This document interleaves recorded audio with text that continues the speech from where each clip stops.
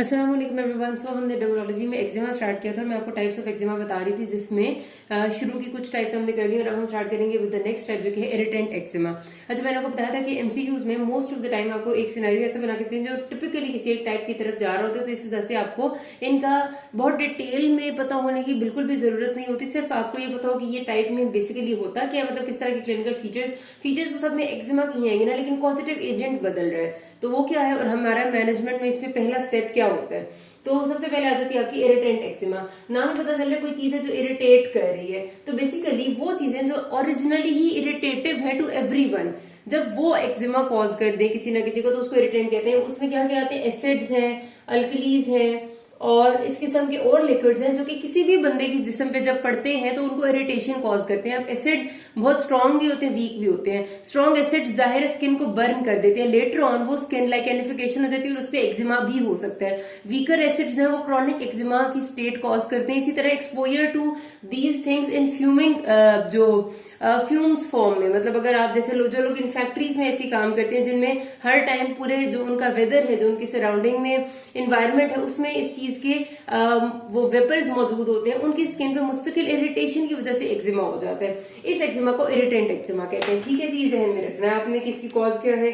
कुछ लोगों की ससेप्टेबिलिटी ज्यादा होती है, कुछ लोगों की कम होती है, लेकिन हर किसी के लिए ये चीज इरिटेशन ही कॉज करती है जो कि इरिटेंट होती है। इसमें जाहिर है मैनेजमेंट में जब भी आपसे पहला स्टेप पूछेंगे तो वो इरिटेंट अवॉइडेंस है कि अगर हम उस जगह को या उस चीज को अवॉइड करेंगे जिस चीज से हमें इरिटेशन हो रही है उस माहौल को, तो डेफिनेटली मामला ठीक हो जाएंगे।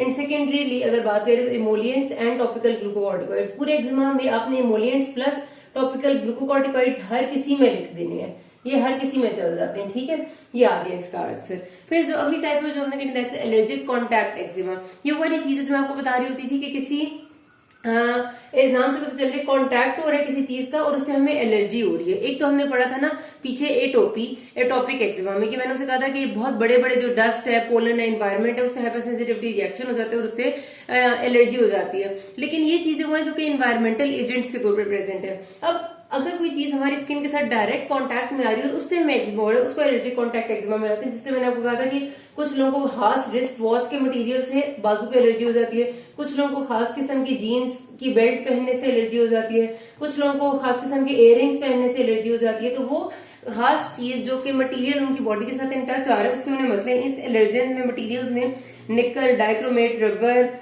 उसके अलावा नियोमाइसिन, पार्बेंस, वुड, अल्कोहल, मतलब बहुत सारे वो मटेरियल्स आते हैं जो कि आपको हम रोजमर्रा की चीजों में यूज हुए होते हैं और जब बॉडी के साथ इन कांटेक्ट आते हैं तो ये एक्जिमा कॉज करते हैं। इसकी वजह भी हमारी बॉडी की बेसिकली अपनी इम्यूनिटी का रिएक्शन है उनके अगेंस्ट, जो कि कुछ लोगों में नहीं होता और कुछ में होता भी है। ठीक है जी, इसमें तब तक आपका एक्जिमा रहेगा जब तक आप वो चीज इस्तेमाल करते रहेंगे। इसका मेन स्टे और इसका हल एलर्जेंट अवॉइडेंस ही है, उसके अलावा आपके पास इसका कोई भी और हल नहीं हो सकता। और इन चीजों में ना एडिमा भी बहुत कॉमन है, ये ध्यान में रखना। एडिमा इनका मेन फीचर है, मतलब ये कि जो एलर्जी कॉन्टैक्ट एक्जिमा है ना, ये जिस जगह पे होगा, जैसे कुछ लोग कहते हैं हमें जूते पहनते हैं तो हमें पाँव के ऊपर एलर्जी हो जाती है, एक्जिमा हो जाता है, उसमें एडिमा लाजमी आता है। और बाकी एक्जिमा वाले फीचर्स ही होते हैं जो एक्यूट फीचर्स हैं। क्रॉनिक फीचर्स तब होंगे जब बंदा बार बार वही चीज यूज करेगा तो क्रॉनिक एक्जिमा बन जाएगा।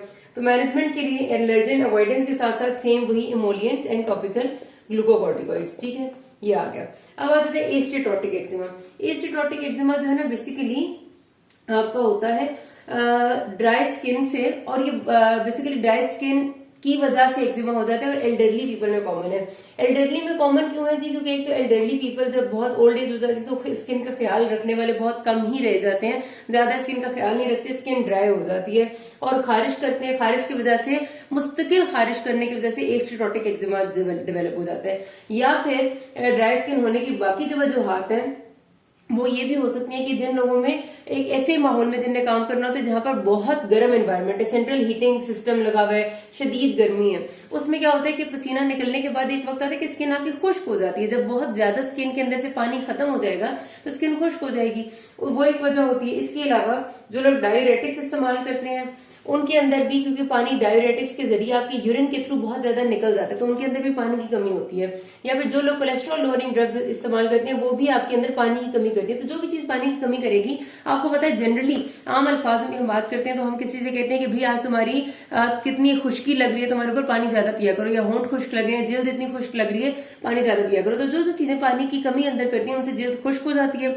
खुश्क जल्द लीड्स टू कंटिन्यूस इचिंग, खारिश करते हैं आप उस जगह पे। सर्दियों में आप एग्जाम्पल ले लें, सर्दियों में आप अक्सर खारिश कर रहे होते हैं, उसके रिजल्ट में मुस्तकिल खारिश के रिजल्ट में जो एक्जिमा होता है उसको एस्टेटोटिक एक्जिमा कहते हैं। और इसमें हमें डेफिनेटली मोस्ट इंपॉर्टेंट थिंग ही इमोलिएंट्स हैं। इमोलिएंट्स आपकी स्किन को सॉफ्ट करते हैं और उसके साथ साथ आप अपनी बॉडी के अंदर से ड्राइनेस खत्म करेंगे ज्यादा पानी पी के। और ट्रॉपिकल ग्लूकोकॉर्टिकॉइड्स आप लाजमी तौर पे साथ देंगे, क्योंकि ये एल्डरली पीपल में कॉमन इस वजह से जब वो इमोलिएंट्स अप्लाई करते हैं तो उनके स्लिप होने के और इस किस्म की चीजों का खतरा ज्यादा हो जाता है। तो इस वजह से आप उनको पहले से बताते हैं कि भाई ये चीजें करने से आपकी स्किन मॉइस्ट हो जाएगी, सॉफ्ट हो जाएगी, तो आपने ज्यादा ख्याल रखना है। फिर एक ग्रेविटेशनल एक्जिमा आपने अक्सर देखा होगा, जिन लोगों को होती है वो वाली वेरिकोज वेन्स होती हैं। वेरिकोज वेन्स की वजह से वीनस कूलिंग हो जाती है उनकी टांगों में। और ऐसे ही है ना, वेरिकोज वेन्स क्या होती है कि आपकी जो टांगे हैं उनके नीचे ऐसे बड़े बड़े से वो बन जाते हैं, स्वेलिंग्स बन जाती हैं, और वो बेसिकली क्या होती है, वीनस कलेक्शंस होती हैं। वो वेरिकोज वेन्स की वजह वेन्स की कमजोरी होती है कि वो वेन्स से ब्लड ऊपर की तरफ नहीं जा रहा होता, बल्कि नीचे पाँव में, टांगों में, ज्यादातर टांगों में और कभी कभार बिल्कुल एंकल के अराउंड कलेक्ट होने लग जाते हैं, तो वहां वीनस कूलिंग हो जाती है। कई बार आपके पास पेशेंट्स प्रेजेंट करते हैं जो क्रॉनिक वेरिकोज वेन्स की होती हैं कि हमें इस जगह पर सख्त खारिश होती है, ऊपर स्किन पे, मतलब जहां जहां पर उनकी वीनस कूलिंग हुई होती है वहां स्किन पे सख्त खारिश होती है। इसके पीछे एक बहुत बड़ी पैथोजेनेसिस इन्वॉल्व है कि क्यों जो आपकी वेरिकोज वेन्स है उसके साथ एक्जिमा हो जाता है। लेकिन बेसिकली ये ध्यान में रखने की एडिमा होता है स्किन का, एडिमा के साथ ऐसे फैक्टर्स रिलीज होते हैं जो उस जगह पर इचिंग करते हैं, और जब इचिंग होती है तो पेशेंट खारिश कर करके वहां पर एक एक्जिमेटस स्टेट बना देते हैं। इसको हम कहते हैं ग्रेविटेशनल एक्जिमा। सबसे कॉमनली वीनस वेरिकोज वेन्स के लोगों में होता है। वैसे भी जो लोग बहुत लंबा खड़े रहते हैं, और आपने देखा होगा जो लोग ज्यादा टाइम खड़े रहते हैं उनके पांव सूज जाते हैं। पांव सूज जाना एक अलग चीज है, वेरिकोज वेन्स हो जाना एक अलग चीज है, ठीक है। तो वेरिकोज वेन्स के ऊपर भी एक्जिमा होना कॉमन है, और जिनके पांव वैसे सूज जाते हैं उनको भी खारिश होना कॉमन बात है। तो आपने जहन में रखना, जो बहुत लंबा खड़े होने की वजह से पांव के होते हैं तो ग्रेविटेशनल एक्जिमा होता है, ठीक है।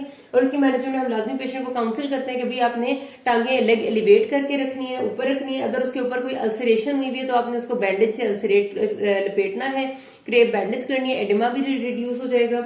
और उसके साथ साथ आपने उनको जो ऊपर लगाने के लिए देने वही आपने इमोलिएंट्स एंड टॉपिकल ग्लूकोकॉर्टिकॉइड्स देने, और कुछ भी नहीं देना, ठीक हो गया। समझ गए ना बातें कि इसमें आपने काउंसलिंग के स्टेप्स पहले आते हैं कि लेग एलिवेट करने, बैंडेज उसके गिर्द लपेटें, और अगर अल्सर्स है तो उसमें एंटीबायोटिक, नियोमाइसिन या कोई बेसिट्रोसिन टाइप क्रीम लगाएं, और उसके साथ साथ इमोलिएंट्स टॉपिकल ग्लूकोकॉर्टिकॉइड्स लगाएंगे। अच्छा, फिर क्या होता है लाइकन सिंप्लेक्स। लाइकन से पता चल रहा है लाइकेनिफिकेशन की तरफ कोई बात जा रही है, जिनकी बेसिकली नॉर्मल एक्जिमा होता है और वो मुस्तकिल होता है, क्रॉनिक स्टेट में चला जाता है, तो उनकी स्किन पे लाइकेनिफिकेशन हो जाती है, उनकी स्किन थिकनिंग हो जाती है, उसको हम लाइकेन सिंप्लेक्स कहते हैं। मतलब वैसे अलग नाम दी थी, बेसिकली वही क्रॉनिक एक्जिमा की एक स्टेट है जिसमें स्किन स्क्रैच कर कर कर करके थिकनिंग हो चुकी होती है। तो इसमें भी आपने इमोलिएंट्स एंड टॉपिकल ग्लूकोकॉर्टिकॉइड्स लगाने होते हैं। और उसके बाद ये है पॉम्फोलिक्स। पॉम्फोलिक्स यह है, एक्जिमा में वैसे तो वेसिकल्स नहीं बनते, या बनते भी हैं तो बहुत छोटे बनते हैं जो कि ज्यादा विजिबल भी नहीं होते। कुछ लोगों में ना हैंड्स पे कॉमन है कि जिनकी ये वाला सोल्स ऑफ फीट या पाम्स ऑफ हैंड पे एक्जिमा होता है ना, तो बाकायदा वेसिकल्स और बुल्ले बन जाते हैं, यानी बड़े बड़े फ्लूइड फिल्ड दाने बन जाते हैं जैसे हर पीस में बनते हैं, तो उसको हम पॉम्फोलिक्स कहते हैं। होते हैं वो बेसिकली एक्जिमा है, उनका डायग्नोसिस स्टेब्लिश इस तरह करना मुश्किल हो जाता है, इसीलिए उनको हम बाकायदा उनसे लेकर स्वैब और फिर उनका वो कराते हैं कल्चर सेंसिटिविटी, तो हमें पता चलता है कि ये हर पीस नहीं है, ये तो एक्जिमा की वजह से है। तो उसमें अपने पॉम्फोलिक्स में जो भी अंडरलाइन कॉज है उसको रिमूव करने, क्योंकि पॉम्फोलिक्स अक्सर औकात अनट्रीटेड एटोपिक या एस्टिटोटिक एक्जिमा की वजह से होता है जब वो ट्रीट नहीं किया जाता। ठीक हो गया, तो यहाँ पर बात खत्म करते हैं। किसी कोई मसला हो can ask me. Thank you.